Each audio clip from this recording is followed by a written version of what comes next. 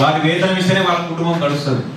So కాబట్టి ఖచ్చితంగా వారికి క్లీనింగ్ పరిశుభ్రత భాగంగా వాటర్ ట్యాంక్ ఉన్న నీళ్లు ఏదైతే మన పరిశుభ్రం మంచిగా మీకు పరిశుభ్రంగా వచ్చినట్టు చూస్తారు. వాళ్ళకి జీతాలు లేకపోతే వాళ్ళు రావడం మానేస్తారు.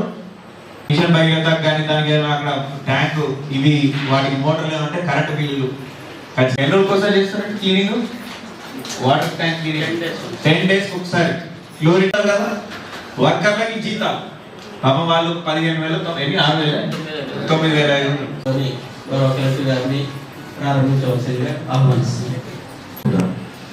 గ్రామ స్థాయిలో సర్పంచ్ బాగా చేసిందంటే ఊర్లో అందరికీ కూడా ఎప్పుడు కూడా మీకు ఓటు వేయని వాళ్ళు కూడా మిమ్మల్ని మేయర్ కి కూడా అన్ని అధికారాలు ఉన్నాయి. మేయర్ అంటే ఏంటి?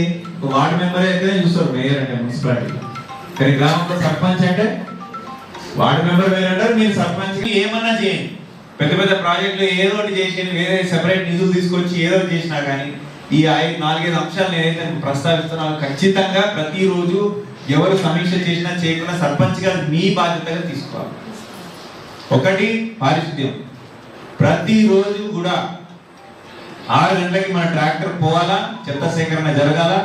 ఊరంతా కూడా 7 గంటలకు అందరూ లేచి బయటకు వచ్చే సమయానికి పరిశుభ్రంగా ఉండాలి. పారిశుద్ధ్యం లేకపోతే మిగతా మీరు ఎన్నైనా చేయండి. ఇప్పుడు మీకు సరిగ్గా అది ప్రజలు ఎప్పుడు కూడా దాన్ని స్వీకరించారు. పారిశుద్ధ్యం అని తెలుగులో ఏమంటారు? ఖచ్చితంగా చేయవలసిన ఖర్చు ఇది. నెలవారీ కరెంటు బిల్లులు ఉంటాయి, మీ పంచాయతీ కార్యాలయానికి కరెంటు బిల్లు ఉంటాయి, అవన్నీ తర్వాత మోటార్లు ఉంటాయి కొన్ని దగ్గర. ఇవి తీసుకోకపోతే సర్పంచ్ గా విఫలమవుతాం. తర్వాత ఎంత ఖర్చు అవుతుంది, ఎంత అయింది, ఇల్లు ఎట్లా మనం అయితే చూస్తామో మీ పంచాయతీ